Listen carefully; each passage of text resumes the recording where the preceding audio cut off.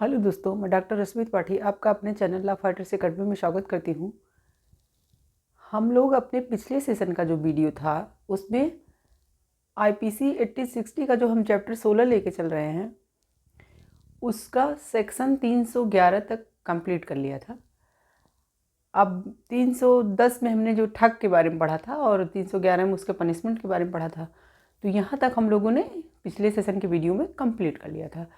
आज मैं उसके आगे का सेक्शन लेके चलूँगी इस चैप्टर का। तो जो ये हमारा जो इस चैप्टर का जो आज 311 के बाद के जो सेक्शंस हैं वो 312 से ले करके 318 तक वो किसी स्त्री का गर्भपात कारित कराना या जैसे शिशु हैं उनको मारना, इस तरह का जो हमारा अपराध होता है उन सब के बारे में बताया गया है। तो चलिए हम देखते हैं कि हमारा सेक्शन 312 बैरक में क्या कहता है। तो जो हमारा सेक्शन 312 है वो कहता है गर्भपात कारित करना, यानी कि इस सेक्शन में हमें ये बताया गया है कि कोई पर्सन यदि किसी स्त्री का गर्भपात कारित कराता है तो उसे किस तरह की सज़ा मिलेगी, इस सेक्शन में यही बताया गया है। चलिए देखते हैं कि किस कंडीशन में क्या बातें कही गई हैं। तो कहा गया है कि यदि ऐसा गर्भपात उस स्त्री का जीवन बचाने के प्रयोजन से सद्भावनापूर्वक ना किया जाए, कि कहने का मतलब इस सेक्शन का ये है 312 के कि गर्भपात कारित करना, लेकिन देखिए गर्भपात यदि स्त्री के जीवन को बचाने के लिए किया जाता है तब तो वहाँ गर्भपात कारित करना अपराध नहीं माना जाता। मान लीजिए कि स्त्री का जीवन इतना संकट में आ गया है कि उसे डॉक्टर लोगों ने भी कह दिया है कि इसका गर्भपात करा दो, नहीं तो ये स्त्री मर जाएगी। तो अगर वहाँ सद्भावनापूर्वक उस स्त्री का गर्भपात कारित कराया जाता है तब तो अपराध नहीं माना जाएगा। लेकिन हमारा सेक्शन 312 ये कहता है कि यदि ये कार्य सद्भावनापूर्वक न किया जाए, यानी कि स्त्री के फायदे की बात ना हो, सद्भावनापूर्वक ना हो, जानबूझ के कुछ लोग क्या है कि लड़का लड़की के चक्कर में गिरा देते हैं, कुछ लोग किसी और कारणवश गिरवा देते हैं, तो वो हमारा इस सेक्शन 312 के अनुसार अपराध बताया गया है। कहा गया है कि अगर आप किसी भी स्त्री का गर्भपात कारित कराते हो और उसके बचाव में और सद्भावनापूर्वक ये कार्य न किया जाए तो आप अपराधी माने जाओगे सेक्शन 312 के अनुसार। और यहाँ पे एक बात और बताई गई है कि चाहे वो स्त्री मतलब तब गर्भपात मतलब पेट में उसके जो तब गर्भपात कारित कराना जब उसके पेट में जो उसका बच्चा है वो सिर्फ मतलब मुँह करना शुरू कर दे, यानी स्त्री को एहसास होने लगे कि अब वो मतलब उसका बच्चा अब पेट में चलना फिरना शुरू कर दिया है, तब अगर आप उसका गर्भपात कारित कराते हो तो भी सेक्शन 312 के अनुसार आपने और बड़ा अपराध किया है। अब चलिए हम लोग देखते हैं कि इसमें दंड का क्या प्रावधान है। तो जो हमारा सेक्शन 312 है वो कहता है कि यदि कोई गर्भपात कारित कराएगा स्त्री का तो वो 3 ईयर्स का कारावास 3 ईयर्स का कारावास, चाहे कठिन हो चाहे सादा, उसको सज़ा दी जाएगी और फाइन भी दिया जाएगा, यानी जुर्माना भी देना पड़ेगा उसे। 3 साल की सज़ा, सादा या कठिन में से कोई एक, और जुर्माना। तो ये तब कब होगा 3 साल का, जब वो गर्भपात कारित कराए। और फिर एक दूसरी कंडीशन लिखी गई है कि यदि माँ को गर्भ धारण किए हुए बहुत ज़्यादा दिन तो नहीं, लेकिन हाँ इतना दिन हो गया है कि माँ अपने बच्चे को महसूस कर सके पेट में, तब वहाँ क्या सज़ा मिलेगी गर्भपात कारित कराने का, तब वहाँ और सज़ा है, और बड़ी सज़ा है। तब वहाँ पे 7 साल का कारावास, सादा या कठिन में से कोई एक, और प्लस जुर्माना या प्लस फाइन देना पड़ेगा। तो कुल मिला के हमारा जो ये सेक्शन 312 है वो यही कहना चाह रहा है कि किसी भी स्त्री का गर्भपात कारित कराना एक अपराध है, क्योंकि इसे क्या माना गया है, अप्राकृतिक कहा गया है। मतलब कि किसी भी व्यक्ति के खिलाफ आप गलत काम कर रहे हो।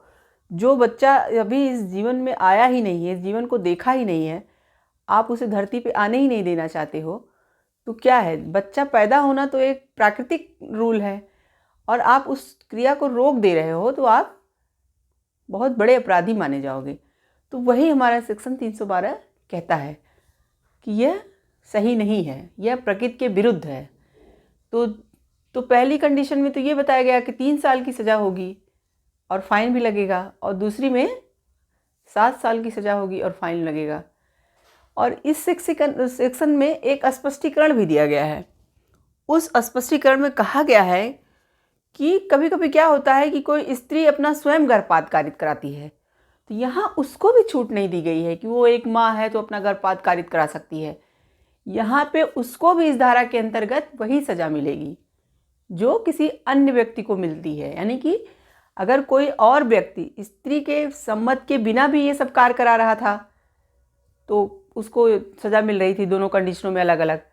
और इसमें स्त्री के तो स्पष्टीकरण में बताया है कि अगर जो स्त्री गर्भवती है, अगर वो भी इस तरह का काम करती है तो उसको भी इस धारा के अंतर्गत अपराधी माना जाएगा। ये नहीं है कि वो उस बच्चे की माँ है तो उसको छूट प्रदान की गई है, उसको भी छूट नहीं प्रदान की गई है। और जो इस केस में जो एक कंडीशन ये वाली बताई गई कि माँ अपने बच्चे को जब महसूस करने लगे तब अगर उसका अबॉर्शन कराया जाता है, यानी कि उसको पता चलने लगे कि अब मेरा बच्चा मतलब भ्रूण से थोड़ा बड़ा हो रहा है, भ्रूण बन गया है और वो पेट में माँ के चलने फिरने लगा है, थोड़ा बहुत इधर उधर मूवमेंट करने लगा है, तो इस कंडीशन में क्या है, सज़ा ज़्यादा थी। तो ये कंडीशन जो बताई गई है ये कहा गया है इसलिए क्योंकि एक केस था मद्रास जो है हाई कोर्ट का। मद्रास हाई कोर्ट ने एक स्त्री का केस आया था जो कि 1 महीने की गर्भवती थी, मतलब बहुत ही कम दिन की थी।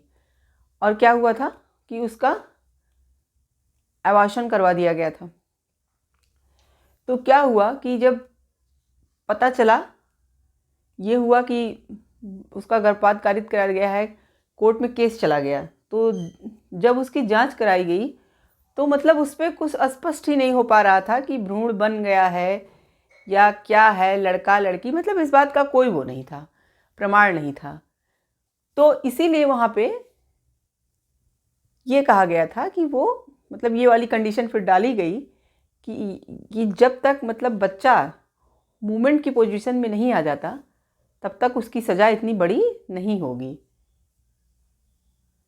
तो फिर इसीलिए सज़ा तब 3 साल की। और अगर हमारा जो ये मूवमेंट वाला केस हो जाता है, अगर आप उसमें गर्भपात कारित कराते हो तो वहाँ पे सज़ा को बड़ा माना जाता है। तो यही हमारा सेक्शन 312 कहता है कि इसमें स्वयं उस स्त्री को भी छूट नहीं दी गई है जो कि गर्भपात कारित कराती है, जो कि खुद माँ बनने वाली है। अगर वो गर्भपात कारित कराती है तो वो भी सज़ा की हकदार होगी।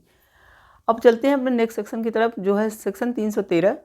वो क्या कहता है, स्त्री की सम्मत के बिना गर्भपात कारित करना।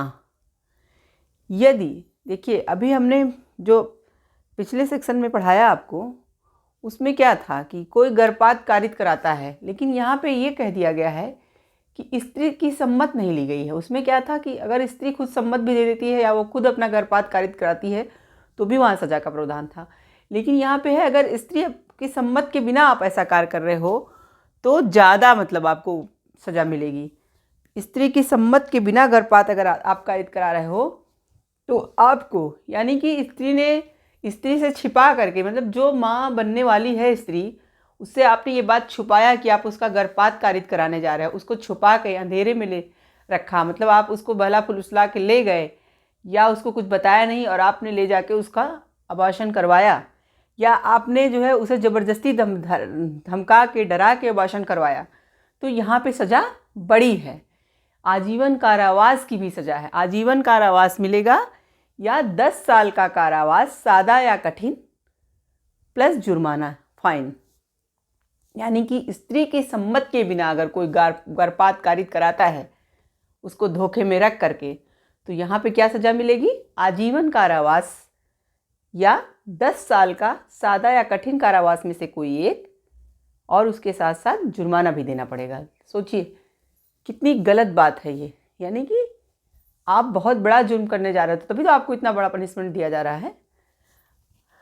अब हमारा जो नेक्स्ट सेक्शन है सेक्शन 314, वो क्या कहता है, गर्भपात कारित करने के आशय से किए गए कार्यों द्वारा कारित मृत्यु, यानी गर्भपात कारित करने के आशय, यानी कि आपका इरादा क्या था, गर्भपात कारित कराने का था, और उस गर्भपात कारित कराते समय मान लीजिए उस मृत्यु हो जाए उस औरत की, तब आपको क्या सज़ा मिलेगी। हमारा 314 यही कह रहा है कि गर्भपात कारित करने के आशय से किए गए कार्यों द्वारा कारित मृत्यु। तो यहाँ पे भी कंडीशन 2 बताई गई है। एक तो क्या, स्त्री की मृत्यु कारित हो जाए, यानी कि अगर आप किसी स्त्री का गर्भपात कारित कराने जा रहे हो और आपके कार्यों से स्त्री मर जाए, यानी जिस औरत का गर्भपात आप कराने जा रहे हो वो मर जाए, तब आपको क्या सज़ा मिलेगी। तब आपको 10 साल का कारावास, सादा या कठिन में से कोई एक, और जुर्माना, ये देना पड़ेगा। अब हमारा दूसरा कंडीशन क्या कहता है। दूसरा कंडीशन कहता है यदि वह कार्य स्त्री की सम्मति के बिना किया जाए, यानी कि जैसे कि इनका कहने का मतलब ये था, सेक्शन 314 ये कहना चाह रहा था हमारा कि जब आप किसी स्त्री का गर्भपात कारित कराने जाते हो तो वो आपके कार्यों से, मतलब उस कार्य को कराने में वो मर जाए, तब आपको क्या सज़ा है।